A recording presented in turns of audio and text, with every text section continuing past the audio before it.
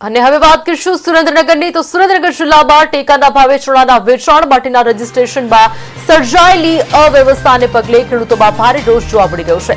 બારોદ સહિતના અનેક ગામોમાં રજીસ્ટ્રેશન બંધ હોવાથી ખેડૂતોને છેક ખોલડિયાદ સુધી લાંબા થવું પડી રહ્યું છે। આ ગંભીર મુદ્દે હવે ભાજપના ખેડૂત નેતા મોહનભાઈ પટેલ મેદાને આવ્યા છે અને તંત્ર સામે આંદોલન કરવાની ચીમકી ઉચ્ચારી છે। રજીસ્ટ્રેશન માટે વૃદ્ધો અને મહિલા ખાતેદારોને ફિંગરપ્રિન્ટ આપવા માટે ફરજિયાત દૂરના કેન્દ્રો પર લઈ જવા પડતા ખેડૂતોની હાલાકી વધી છે।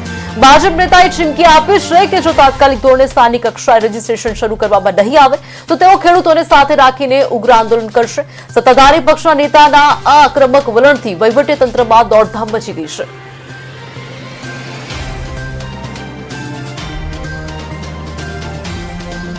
ત્રણેજાની વસ્તીવાળું ગામ છે એની અંદર અત્યારે ખેડૂતોને આઈડી જે કહેવાય ચણાનું રજીસ્ટ્રેશન કરવું હોય કે કંઈ પણ વેચાણનું રજીસ્ટ્રેશન કરવું હોય તો એને ખોડિયાદ જવાનું। નવો નિયમ એ આવ્યો કે હાથ મારો એને આપણે ફિંગરપ્રિન્ટ આપવાની। તો જે લોકો બૈરા કે ડોવા જેવા ઉંમરલાયક લોકોને ખોડિયાદ લઈને કેવી રીતે જવું? તો આઈડી જે પહેલા માવજમાં જ હતું તો શા માટે ખોડિયાદ લઈ જવામાં આવ્યું છે?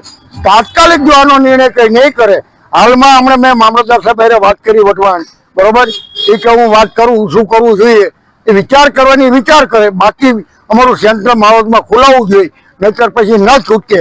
5 ગામ વઢવાણના ખેડૂતો જે પરેશાન હશે, મારે અગાઉ જૂની 25 વર્ષથી મારું આ જ કામ છે, પાર્ટીમાં છીએ પણ પાર્ટીમાં જે સાચી વાત હોય ને એ કરવી પડે, ન માને તો પછી પાર્ટી સામે પણ મારે પગલાં ભરવા પડે ખેડૂતોને લઈ।